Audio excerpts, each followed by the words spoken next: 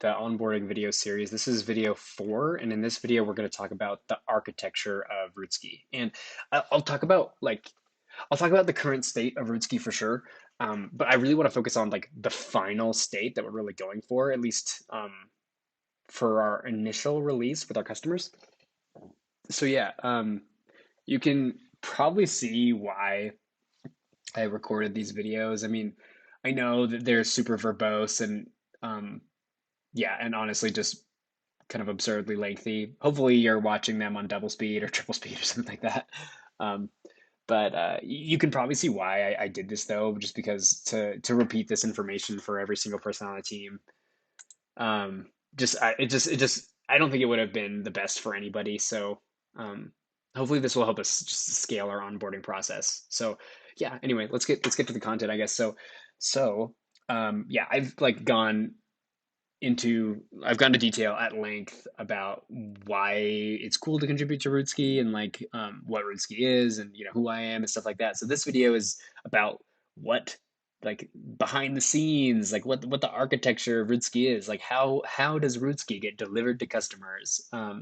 Yeah, so hopefully, even if a lot of this stuff is brand new for you, um, hopefully it'll give you a sense of what types of things are going on inside of Rootski right now, and it will give you the ability to uh, pick something that seems really interesting for you to learn about and work on. And what's cool about this is like, this is kind of similar to every company I've worked for. Like when you go in and you onboard, you do all these things, you get the code cloned and stuff like that.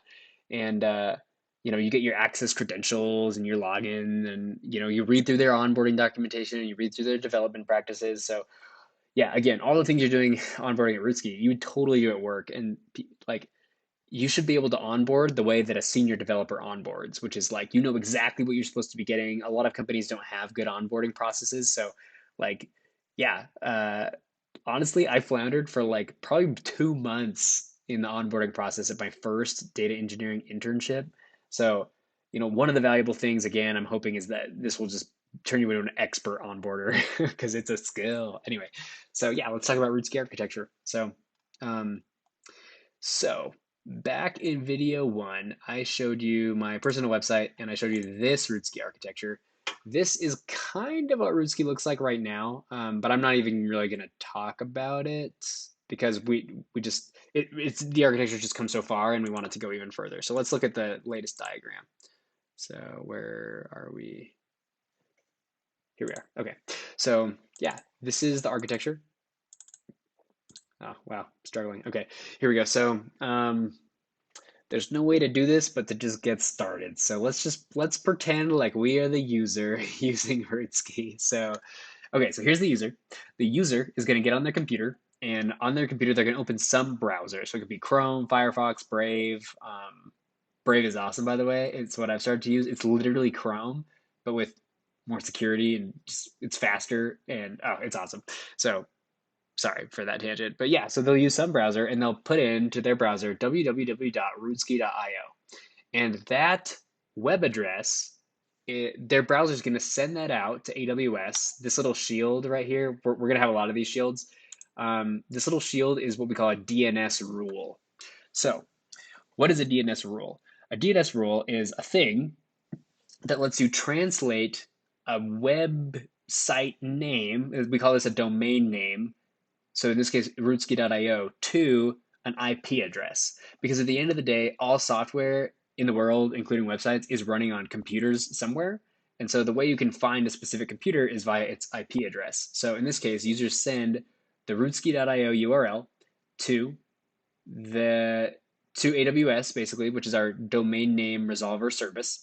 And then this domain name resolver service resolves the rootski domain to the IP address of an S3 bucket. Well, I guess it's resolving to a URL. Like your domains and URLs can resolve to other URLs or they can resolve to IP addresses. So just, I don't know, little technicality there. So yeah, it resolves the URL of an S3 bucket, which is kind of like the Dropbox of AWS. So this is like an online storage place where we just have the front end JavaScript, HTML, and CSS files just sort of sitting there. So yeah, basically putting rootski.io into your browser, you're basically it's basically a download link that resolves to this AWS, we call this an S3 bucket. And yeah, it downloads the Rootski files back to the browser. So look, the website's written in React, so I have this cool logo. Awesome, awesome. So yeah. Um, at that point, users get the website and they see what I was showing you before. So they see this like Rootski page with the search bar. When they first get onto Rootski, they're gonna see. Let's see. I need a way to go back to the home page. Wow. Feature request. We need to add a button to go back to the home page. So yeah. So they see this. This is all a user sees when they first get onto Rootski. So then when they're on Rootski, they have this blank page.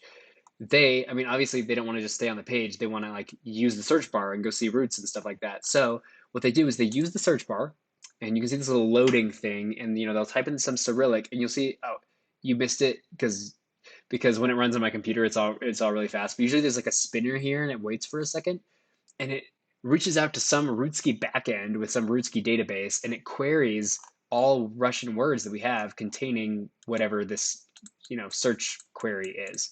So that is interesting. Like, we typed in some text, and that triggered us to reach out to the backend API and get some response data, which is our search results. So basically, these JavaScript files that we've downloaded, I mean, they're a full-on program, and that program has some logic inside of it. And in that logic, we have a domain name, sorry, like a URL, I guess, of the address of the Rootski backend server. So this little arrow right here, wow, I'm struggling so hard. This is for making API calls from the website. So the first arrow is users downloading the actual page files itself. The second arrow is special web requests that are getting made by the Rootski JavaScript files that users have. So the Rootski website, whenever the user interacts with a page, is going to go try to fetch data. And so all the data it fetches, it's at another URL called api.rootski.io. So the subdomain API, it's going to take us to the Rootski backend, wherever that happens to be. So we have the Rootski backend running on this box, but the backend actually has this neat UI. So I'm just going to show you the backend real quick. So this is a UI for the backend itself. If you haven't heard of a REST API before, you're definitely going to hear a lot about that contributing to Rootski, because REST APIs are basically they're basically the tool that powers all websites and all software teams. So that's a horrible description of what a REST API is. Basically, it's a thing that it's a program that websites or other programs can reach out to and ask for data, at a high level. I mean, they can do more things than that, but that's what ours is doing. So we kind of have these URLs. So the host name of my REST API is localhost because I'm running it on my own computer. But if you look, we have these like other URLs these paths we can put after localhost. So we could do localhost slash breakdown, and we could get breakdowns from the database. So let's do search. This is the one we're using right now. So check this out. This is literally what the front end is using to get our search results for the search bar. So I can click this little try it out thing, and I can punch in, I can do some Cyrillic, like, the letter V, I guess, and I can click execute, and it literally sends this V in the correct format to the backend API. And this is JSON data, so text data of all of the words given back by the API. So you can see these are this is the word, here's a word, here's a word. These are all the words that we're seeing in the search bar, but behind the scenes, Rootski front end is actually getting this other metadata about each search result. So it's getting the word ID. It's not just getting the word. We have an ID for each word in the database, that word corresponds to. So when you click on one of those, like click on this one, the user thinks, oh, I'm looking at the word V, but the front end code says, oh, he wants the word with ID2 or something. So we click that. When we do that, we make a request of all the word data for word containing ID2. So if you look at if you look at our interactive API again, we call this an endpoint. So this search term, this is one endpoint in the API. So that was the search endpoint. So when you click a word, you trigger a different endpoint. to request different data from the API. So in this case, we're using our word endpoint. So this endpoint is designed to request all the word data about a word. So what you do is you stick in a word ID, so maybe 2, or I guess 3, and you stick in a word type. This is kind of doesn't work. So I'm just gonna put noun and see what happens, and then execute. And nice. Okay, so we have more JSON data, and this is all the information that you see displayed on the word page. So we have a word, it's got ID 3, the word is no. This is what it looks like when you have a stress on it. That is called a particle. Like POS is short for part of speech, so that could be like noun, verb, adjective. This kind of word is a particle. If you haven't heard of that, don't worry. It's kind of a domain specific thing. And then frequency, this is the third, no is the third most said word in Russian. What a negative people, just kidding. So anyway, so then we have this array of definitions. So each of these objects represents a definition. So um, let's see, this says it gives a word meaning of a full negation. So yeah, I don't know why I have that definition in Russian, but I do. So we probably don't actually display that on the page. Oh, here we go. He doesn't know. Yeah, to be honest, it's been a while. Can't remember exactly what these Russian definitions are for, but they're there. So cool. We got some data back. We probably don't display it on the page. The page is the front end doesn't have to show all the data it gets back, so we're probably not using that. So let's see. We have some sentences. Here's our example sentences. So we have the Russian, don't get mad. We have the English, don't be angry. Russian, don't worry. English, don't worry. So you know, here's our example sentences.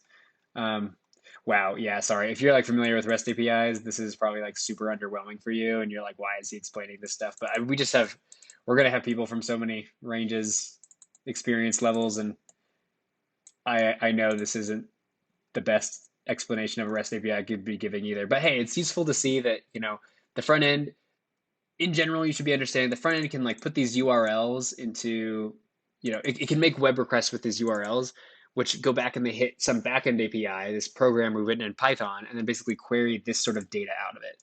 And then, you know, it gets this data in this format. We call this format is called JSON, and then it uses that JSON to do some logic in JavaScript and basically put all these things on the page with the data that, you know, basically show the data in a pretty way. Like, honestly, what I was just showing you, I mean, you can basically read this as a human. I mean, you can say, okay, we have a word, we got definitions, but, you know, for our users, we don't just, you know, spit out this JSON on the page. We, you know, we sort of decorate it in this fancy UI layer. You know, it's kind of nice looking. So, yeah, so that's the JSON, that's the backend API. So back to the architecture. So that's really the architecture. I mean, most websites work this way. You have a front end, which is just like some static files, or it's not always static files, but in this case, Rootski is just some files we download from S3.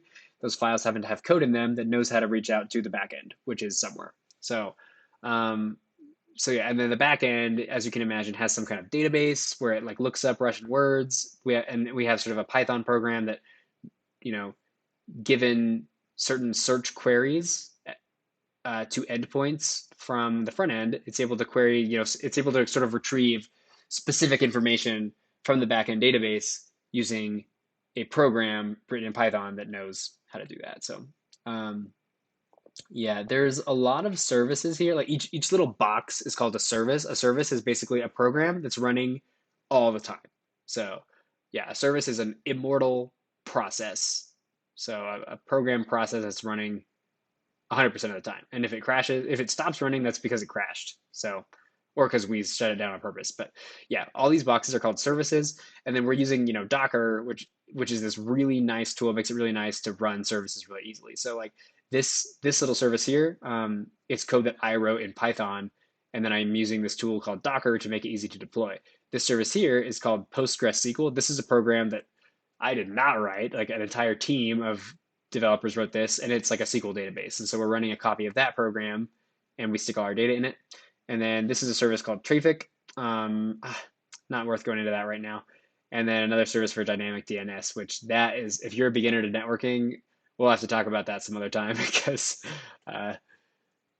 I just learned about DNS, this thing called dynamic DNS, like literally 3 days ago, and it's been quite mind bending to wrap my head around. So let's not go into it now. So Um, yeah, that's it. Rootski is this front end and back end. So what is all this other stuff in the architecture?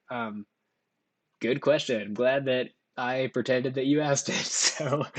Um, so, um, here's the thing.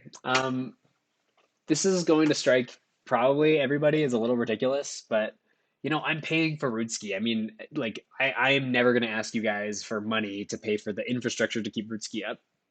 And so, like, I want Rootski to be as cheap as possible.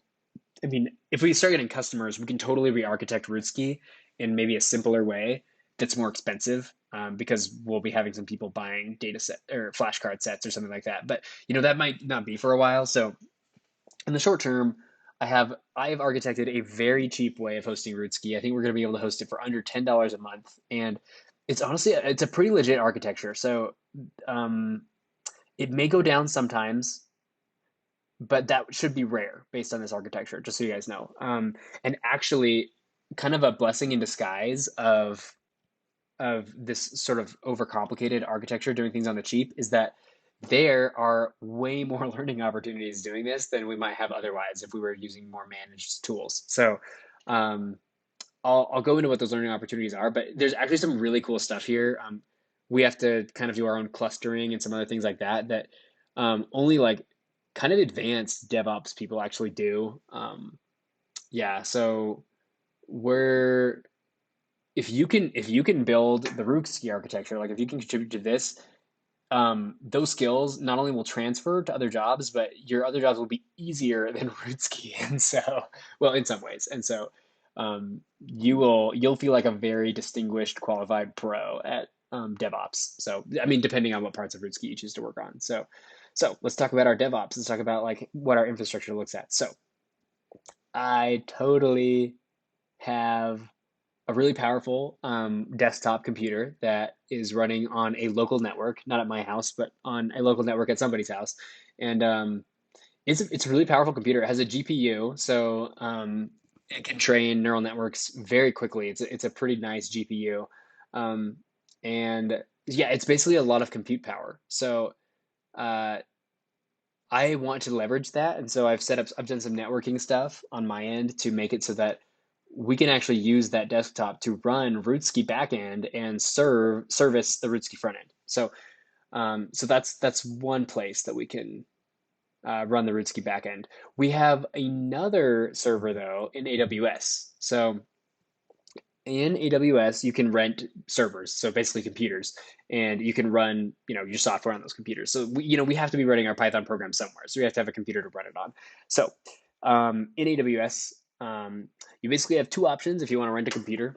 This is a bit of an oversimplification, but in AWS, they call their computers EC2 instances, and these aren't real computers. They're called virtual machines. It's not worth going into that, but think of it as a computer that we rent. So, yeah, so we're renting a virtual machine from AWS, and normally renting a virtual machine, a really janky one that is not very powerful, runs at about $40 a month. So I didn't want to pay $40 a month. So what I did is sort of the source of the overcomplications of our architecture. So I chose to run Rootski on something called a spot instance. So basically, AWS they have these buildings called data centers where they just have stacks and stacks and stacks of computers, which they call servers, sitting in a warehouse somewhere. In our case, our servers are sitting in the state of Oregon. So, so at any given time, they're trying to rent out those servers to people, and have people pay that $40 a month or way more. Like you can easily go above thousands of dollars a month for a single server, depending on how beefy it is. So yeah, so they want to be renting those at full price to people, but at any given time, they have some inventory that isn't getting rented out, and that inventory is just sitting there getting. I mean, they're paying the electricity bill to keep some servers running that nobody is currently renting at the moment. And so what they do is they have a sort of lower tier service where you can rent those sort of spare capacity servers that aren't being rented out to a higher paying customer. You can rent those out for like as little as a tenth of the price. So this spot instance we have, I think it's only like $6 a month. So that is way better than $40 a month. But I mean, you probably predicted this. There is a catch. If if sort of a wave of higher paying customers comes, they'll kick us off of our instance and they'll shut down our app. Like they'll give us probably 60 seconds notice and then boom, like we lose our spot instance. Um, so the thing is, I've been running a spot instance for a good amount of time. I've actually never been kicked off of a spot instance before, but I theoretically know that it's possible. I mean, if you read the AWS marketing materials, they tell you that that's the agreement. So we can't run an app like Rootski backend needs to be up forever because the Rootski front end is up forever because Rootski front end is just a bunch of files you can download. So like, there's no way it can go down. Um, so if we want users to be able to use the Rootski front end, it has to be able to make requests to get data from the Rootski backend, which means we have to be running the Rootski backend 24/7 somewhere. So we can run that on a spot instance, but if the spot instance ever goes down, that means the Rootski backend goes down, which means users, all they can get is the blank Rootski page. They can't actually use the search bar or anything like that. Anything that requires getting data from the backend server. So, so um, that is where my personal desktop computer comes in. So my desktop computer is like so many times more powerful than the computer that we're renting here. Um, so why don't we just only use that for the Rootski backend? Well, one reason is redundancy. Like that means it's kind of nice to have two copies of the backend up at any given time, so that if the backend if my on-premise server goes down, we can use the spot instance. If the spot instance goes down, we can use the on-premise server. So that's one reason. It's usually good to have at least, they call that a single point of failure. You don't want to have a single point of failure where your whole app can fail. So if we only had one of these guys, we'd have a single point of failure. But here we have 2 points of failure. So two things have to go bad if the app experience is going to shut down completely. So, sorry, it's dark and all the bugs are, yeah, it's like 3 a.m. It's dark and there's bugs flying to my screen, which flew my nose. Okay, so, um, where was I before the bug flew to my nose? Um, I was talking about redundancy and points of failure. Okay, so yeah, but this honestly, okay. So if we were renting a server full time for $40 a month, then uh, to be honest, our app would rarely go down. Like if our app goes down, it's going to be because we coded it badly. It's usually not going to be because the server we're renting goes down. So that's true. If we basically multiplied the monthly costs of Rootski by 5, then we wouldn't need my on-premise server. But as it is, we're going to be using the both a combination of the on-premise and the spot instance. Yeah, to service our Rootski front end. But there's actually some really cool advantages to that because for training our models and things like that, we are going to have access to this really, really powerful machine to train our models. And um, from your perspective as a contributor, it doesn't really matter to you that my server's, on premise at some house somewhere. You're going to be connecting to this server the exact same way you'd be connecting to the spot instance, which is remotely. So for you, it's just like awesome. You have this really cool remote machine that you can log into and train models. And our model training code will be code that is in our Bitbucket repository. So all of our things are remote. It doesn't, you're not affected very much that this is on premise. So, but uh, we want to be running our services. Like we want to be running the Rootski API, the database, this dynamic DNS thing. We want to run this WireGuard client I haven't even talked about yet. And then we also want to be running like all those same services on the on-premise server, and we also want to have some other services I haven't even talked about yet on the on-premise server. So basically, the services running on the spot instance will be a subset of the services running on the on-premise server because the on-premise server is going to have some special services that are specific. Only admins of Rootski should be able to see. Like we're going to have some logging and monitoring, and all of our like access to all of our machine learning experiments are going to be here. And so it doesn't make sense to keep those on the spot instance because the only purpose of the spot instance is to give users quick responses to API calls. Users are never going to be making API calls to our admin tools, and so we're going to host all of our admin tools on the on-premise server. I'm sorry for going over that quickly. I can feel that that explanation may not be enough, like for me, if I were new to this. So I understand if that didn't make sense to you. So yeah, I mean, the purpose of these videos is to basically reduce the number of times I have to go over this in one-on-one conversations. So it's still valuable. Yeah. So, oh, I need to tell you one important thing. So, um,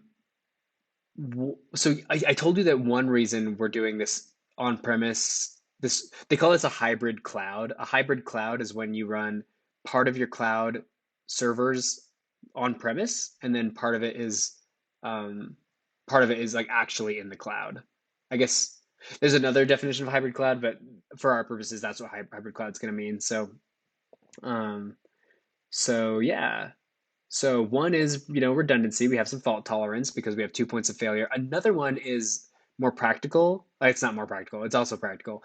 And that is this spot instance is running in a data center at AWS. And I guarantee you their network cabling there is like super amazing. They probably get really, really, really good internet speeds there. And so, and yeah, they just get really good internet speeds. So if Rootski makes a request to the backend API to the backend API that's running in AWS, that network request has not a very great distance to travel. And so it's going to get to the AWS data center pretty quickly, and it's gonna get to our backend API, and they're going to get their response really fast. So that's going to be awesome. Um, sure, this is a weaker server, but it has a really it has really low network latency. So requests can get from the front end to the back end like super fast. But the on-premise server, it's a much, much, much more powerful machine. However, because it's on somebody's local network, um, it's not in a data center. And so it's going to take requests like a little bit longer. There's probably going to be a delay of like half a second per request just because of the networking, which honestly is not that much, but it's still a little bit. It's not as fast. Um, so yeah, that's sort of the relationship of like network. That's why we want to prioritize this AWS instance being there and returning network requests. I mean, if we didn't need that, I mean, we could actually just run all of Rootski off of this on-premise server, but that has other disadvantages. Like it's almost more likely that the internet's going to go out where the on-premise server is than the internet is going to go out where the computer we're renting is going to go down. So renting, it's sad to rent. It always is because you lose money when you rent instead of buying your own materials. But honestly, when it comes to hosting services, it can just be totally worth it's not worth the hassle sometimes to own your own hardware. Okay, so I told you there's a silver lining owning our own hardware. What is it? So, if you've heard of Kubernetes, Kubernetes is a tool that is all about starting and stopping these little Docker containers. And so, as you can see, we have a ton of Docker containers in our app. Every program we're running is running because it's inside of a Docker container. Um, Kubernetes is a tool that a lot of companies use to start and stop their Docker containers. And so, together, a set of computers that are sort of networked together, and both of these computers are aware of the Docker containers that the other computer has. So, like, if if Rootski API goes down on either of these, we sort of have this, we call it a cluster. So a group of computers that's aware where Rootski API goes down, and it'll immediately work to go spin up a new instance of Rootski API. So this cluster lets us start and stop Docker containers. And if a Docker container ever goes down, it will self-heal the stopped Docker container, and it will restart an instance, and make it work again. So there's this self-healing aspect, and these computers are networked together. So that's called a cluster. So Kubernetes is a program that lets you start and stop Docker containers. So is Docker Swarm. Docker Swarm is a program. It's the same as Kubernetes. Does the exact same thing. Kubernetes is more advanced, but it's also immensely more complicated. And if you know Docker Swarm, you're going to have a much easier time learning Kubernetes. Honestly, we could move Rootski to Kubernetes if anyone's really interested in that. But for now, Docker Swarm makes a lot of sense for us. So managing our own Docker Swarm cluster on this hybrid cloud is actually so cool. Like, that is like, I can't, I'm trying to think of a good comparison. That's like, um, it's kind of like, it just gives you a lot of street cred when it comes to like managing, like every company out there who's running services these days, who's running software, runs them in Docker containers on some kind of cluster. It may not be a Kubernetes cluster, but they're running on some kind of cluster.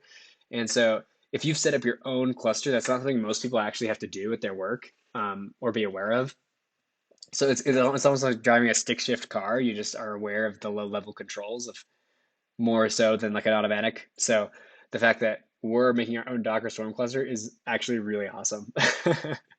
Like if one of the main goals of Rootski is to learn and be just like super marketable, I mean, if you can say, hey, I networked my own hybrid cloud Docker Swarm cluster and did container orchestration for like a production app, that sentence is like mind blowing in interviews. So that's cool.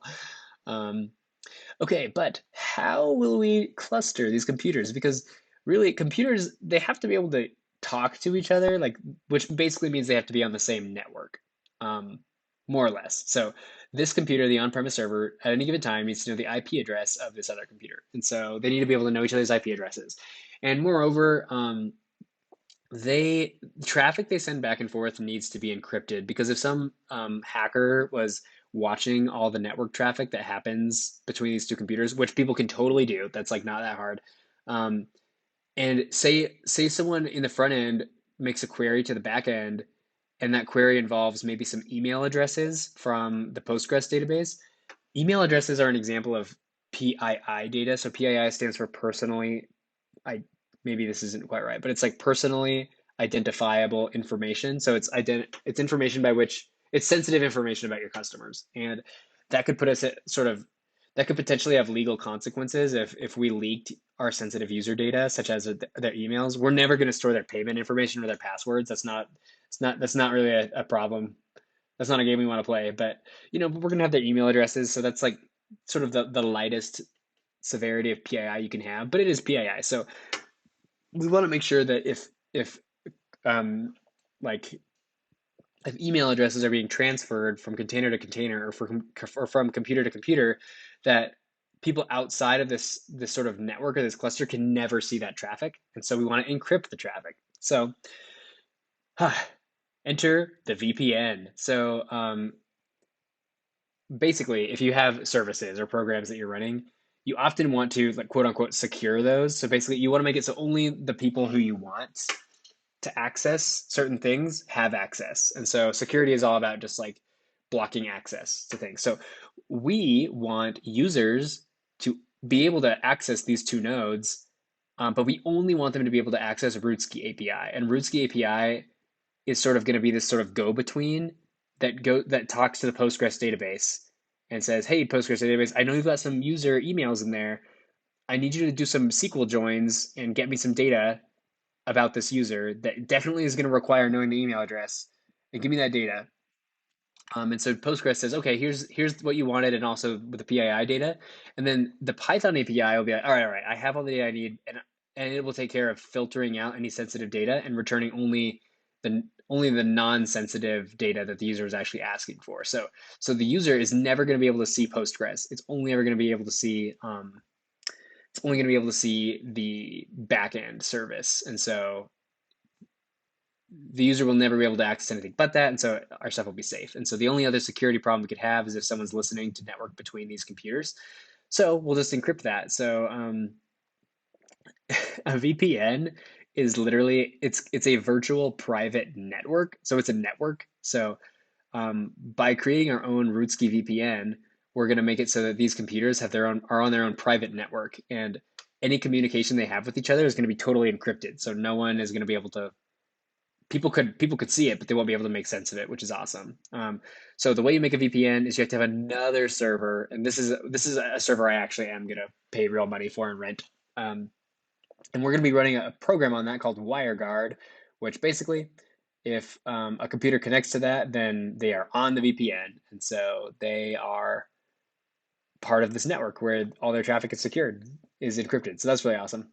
And what's really cool about that is these computers will get onto the VPN by installing a program called WireGuard VPN Client, and that'll make it so they're on the VPN. Any traffic they send out is encrypted. It's actually, yeah, I don't want to go into too much detail there, but it's cool. So if you're on the VPN, then not only will you be able to access like Rootski API, you could access Postgres directly. I mean, you can access any of these services you want on any port, if you know what a port is. So that is how you'll access MLflow and Grafana, which is our monitoring tool.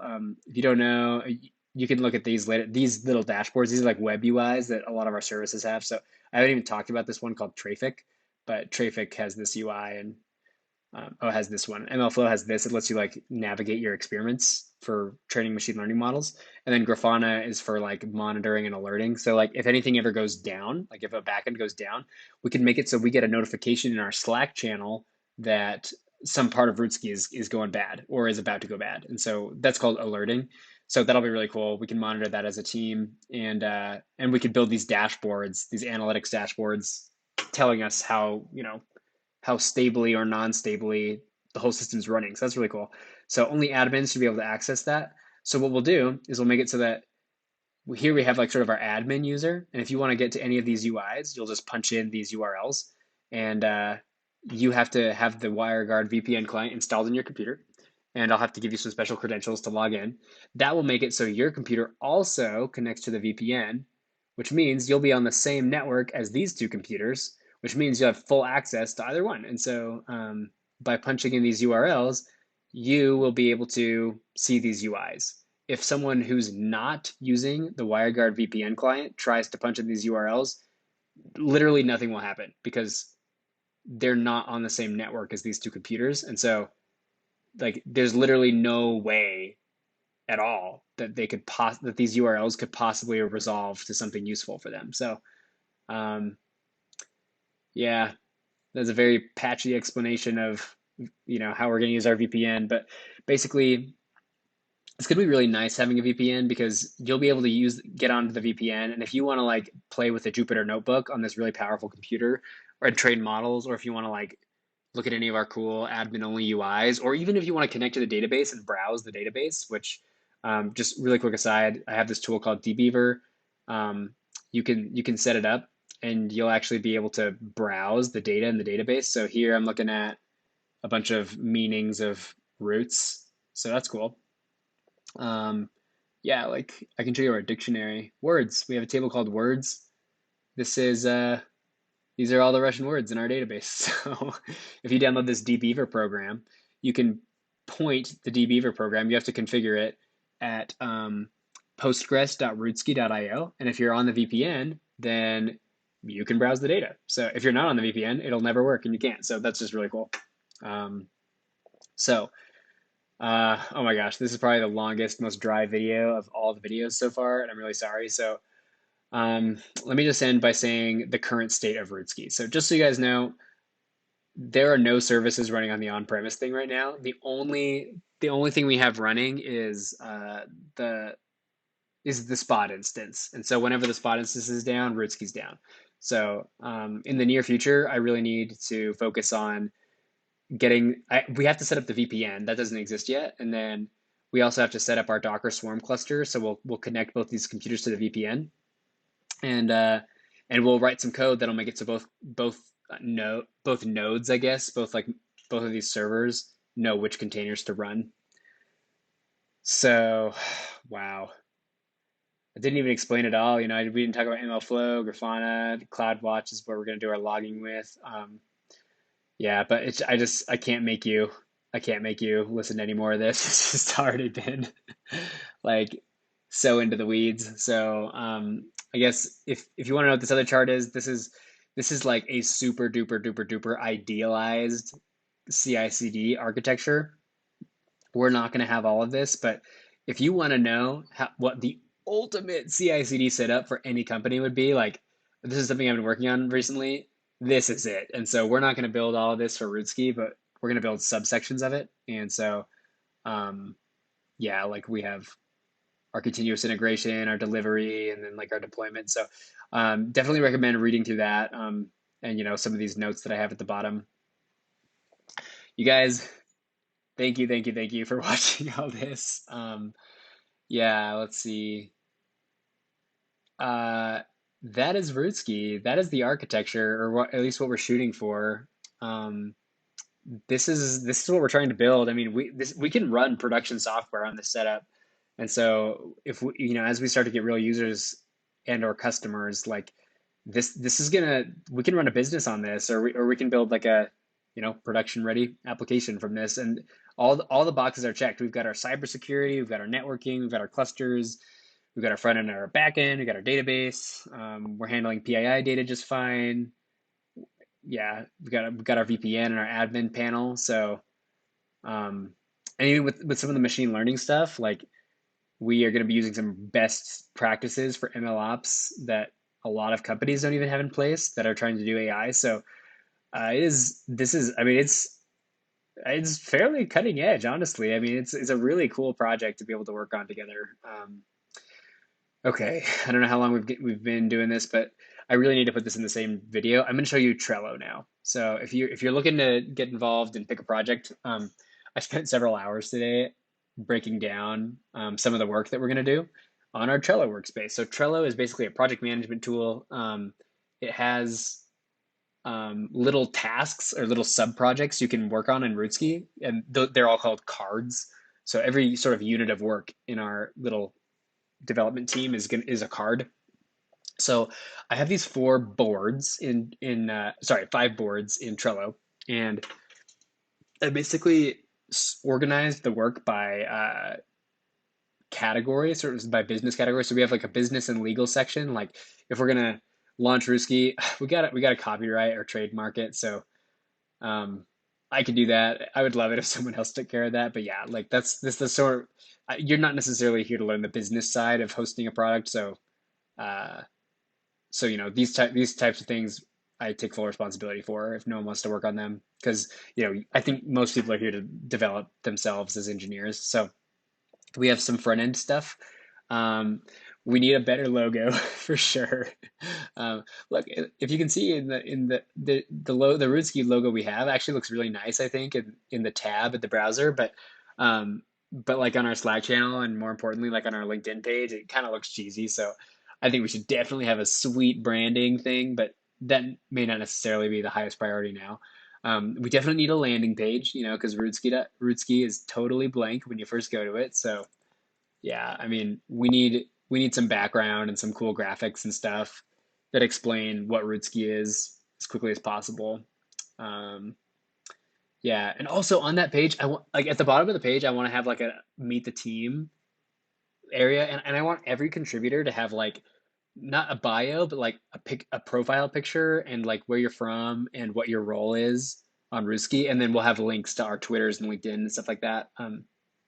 So yeah, I want our contributors to be like super visible at all levels so that it can give like maximum boost to your careers. So yeah, there's that, and then our LinkedIn page is totally empty. I already went into that earlier, why it's a good idea to have a LinkedIn page. So we got to fill that out, and I can totally do that too. Maybe this should be on the business and legal thing, actually. I guess it's sort of front end and UX. Yeah, probably business and legal. Sorry about that. Um, I totally fixed this bug earlier. Check it out. So the breakdown process wasn't working. So whenever we have a so in this sort of to-do column, these are items that no one's working on. And when you start working on something, you'll just drag that item over to in progress. And when you feel like you're ready for us to go review your code, you'll drag it over to ready for review. And at any given time, I'll check this list, and if any of your cards are in this list, I'll reach out to you and we can do a code review, and that might be a video call, but mostly it'll be asynchronous. And I'll also make it so we get a notification in our Slack channel whenever there's code for review. And when all that's done, you check it in the done category. So, I am the admin of this project, so I guess whatever I say goes. So I hereby declare that my code is good enough, so I'm putting it in done. So nice. I'm actually really happy that that worked out, so I could demo that. So yeah, we've got infrastructure. So infrastructure, these are little cards about basically all the setup I talked about in the architecture diagram. So we need to make a VPN server. We need to set up dynamic DNS. Talk to me if you want to know more about that. We got to set up our Docker Swarm cluster. Sorry. Set up our Docker Swarm cluster, make it so the correct programs run on the correct servers. Do some database backups and stuff. So if you click on any of these cards, you'll see like I tried to define, as clearly as possible what work is involved here. So if you want to pick a project, come to our Trello board and read through our cards and pick one that makes the most sense. Pick one that you find interesting, and you can totally get started on that. So hey, wow, is someone on this at 3:30 a.m.? That's crazy. Okay. Yeah. So we have some things under the modeling and ML ops category. I think a lot of contributors are really excited about the ML ops and modeling part of Rootski, and I am there's good reason for that. I mean, this is a chance to get some really awesome hands-on data science and ML ops experience, but just we want to get released to customers first and foremost. So, um, and the ML ops part is very important, but not for our most immediate release coming up. And so, some of the other more DevOpsy and software things we should do first, just so you know. Yeah. Okay. So let's see. We did front end and UX. We got infrastructure. Did business. Okay. DevOps. So I told you in a previous video that we want to make it so that all of our code is production quality code, and so the way that companies enforce that um, is they automate it because you don't want to have like it, it would fill up like an entire lifetime if we designated one person to constantly be reading all new code and read like our 500 style guide rules and like kind of be a human style guide checker for code that comes in. So um, as early as possible, this is probably one of our highest priority things. We need to set up our CI in our pipeline for our developers. So some of this is done already, but a lot's not. So we need linting. So this is like um, if you try to merge new code, that merge needs to fail and not go through if your style is bad. So linting is a style checker. And then we're going to have formatting. So no weird spacing, no like putting 7 blank lines between functions in your code. We're going to have an auto formatter that just fixes all that for us automatically. Sorting imports, that's another cool thing to do. Not going to go into that. We're going to have test coverage. I mentioned earlier that we're going to have 90%. We're going to have a rule where any new code written in Python needs to have at least 90% test coverage. So 90% of the lines of code you change or write need to be, you know, included in some automated tests that you write. Let's see. So we also, this is actually kind of, this is super exciting. So, wow, I haven't even said that one of my side jobs I have is I'm an interviewer. So multiple times a week, up to 7 or 8 times a week, I interview people for various software roles and data science and ops, DevOps, what have you. And one of the things that I'm looking for as an interviewer is your ability to make CI/CD pipelines. And one of the most impressive parts of a CI/CD pipeline that you can contribute to is UI tests. So um, we have a website, Rootski, and whenever we make code changes, we could break the front end, which means we could break the user experience for users. So every time we make a code change, we should probably check that a user can log in from the front end, that they can search a thing in the search bar and click on it, that they can do a breakdown of a word. So basically those things. That's really all they need to be able to do. And so that's like 4 things. So in theory, that's not that much, but we would call that our critical path. So like our most critical core set of functionality for Rootski. No matter what we do, no matter what part of the project we change, we can never break those things because if we do, then the whole app's unusable. We can break other things that are less visible, but um, we need automated UI tests to help us with that. So whoever works on that, I'm honestly super excited to do that with you. I mean, that's going to be like that's going to be such a career builder. Let's see what else. CI/CD, make it so no one can push directly to main. That's me. It's an admin thing for Bitbucket. Um, I need to document trunk-based development. Touched on that earlier. It's just how we're going to use Git as a team. And then I also need to make it so we can click a button and deploy all of our app to Rootski. And that isn't really possible until we set up some more of the infrastructure. So I'm going to hold off on that. To deploy Rootski, like if we have new code to deploy Rootski, it's not too bad right now. Most of it's automated. I just have to run a couple scripts in the terminal and it's done. But I want to make it so that literally like any one of us can go into the Bitbucket repository and click a button and we can deploy a version of Rootski, or if there's a problem, any one of us could click a button to roll back to the most recent working version. So, yeah, holy cow. I'm so sorry this video is so long. Yeah, I really am, but it's all super exciting, and you can probably see why I'm excited to have more team members on this. I mean, it's a lot to think about, but also I hope that you think it's really exciting because like I mean, if it looks complicated, it's because this is what people do for their job. Because if you do this work, I mean, you are a real like software developer And if you're already a software developer, I mean, that doesn't make this any less valuable. I mean, um, the chance to solve some of these problems from scratch all by yourself instead of coming into a team where they're already kind of halfway solved is, I've found that to be really valuable for myself. So, thanks, guys. See you in the next video.